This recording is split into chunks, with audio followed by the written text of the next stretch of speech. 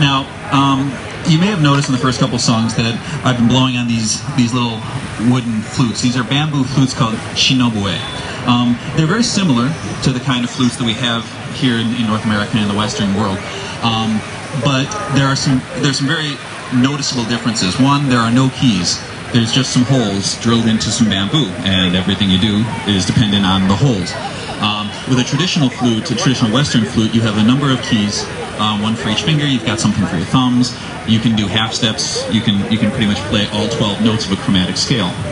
With these, you get one scale.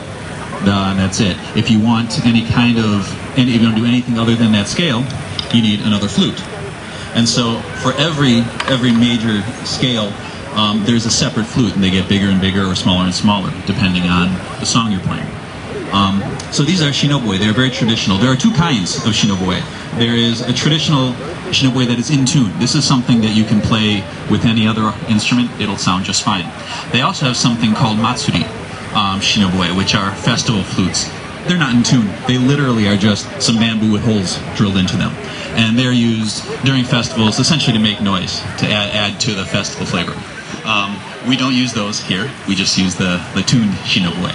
And so we are going to play for you a shinobue song that is taken from a Studio Ghibli film. Studio Ghibli is a very famous anime studio that is well known for movies such as My Neighbor Totoro, or I'm trying to remember what they call it here in the United States. Something Chihiro. Spirited Away, that's what they call it here in the U.S. Those films are from from Miyazaki's Studio Ghibli. There was one that they did called Tales of Earthsea, from an Ursula Le Guin novel.